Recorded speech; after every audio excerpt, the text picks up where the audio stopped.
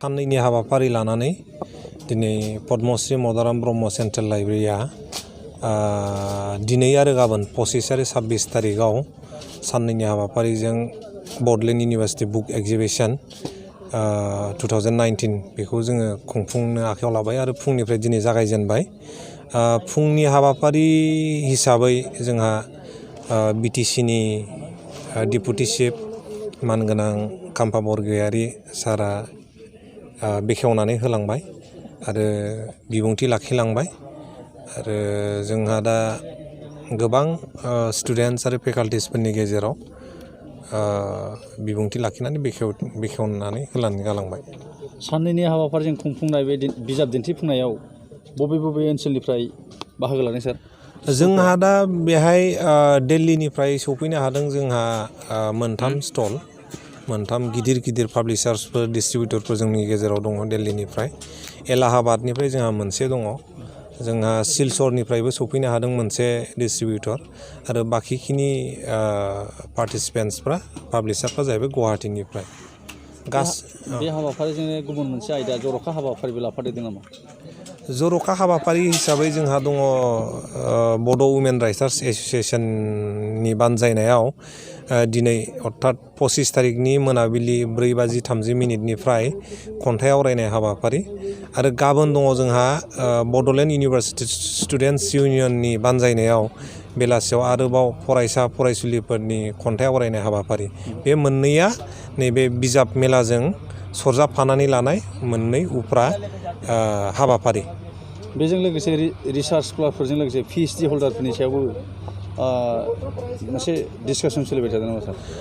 Actually जोंनि Padmashri Madaram Brahma central library आरो department of political science आरो department of history Bodoland university जों मोनथामजों लोगो नांनानै थांनाय 14 नभेम्बरनिफ्रायनो जोङो सप्तानैनि 2 weeks national workshop on research methodology बेखौ जोङो खुंफुंबाय थादों।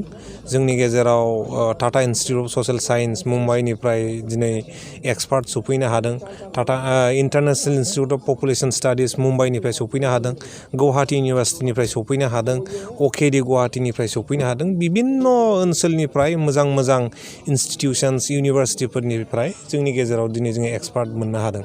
दिनैनि स्टल दिन्थिफुंसारनायनि गेजेरजों फरायसाफोरनिसिम माबायदि मेसेज थांहोनो सानो? मेसेजआथ' दिनै जोङो बुक एक्जिबिशन होननानै बुङो, एक्सुवेलि जोङो बुंगौ नलेज एक्जिबिशन होननानै बुंगोन। बुक बा बिजाबनिफ्राय जोङो गियानखौ मोनो आरो जोंनि ससाइटियाव रिडिं हेबिट बा फरायनायनि जेनाखि मोनसे आबहावा जोङो बेखौ बारायहोनांगोन, फरायनायनि जेनाखि हुदा जोङो बेखौ जोंनि गेजेराव जों बारायहोनांगोन।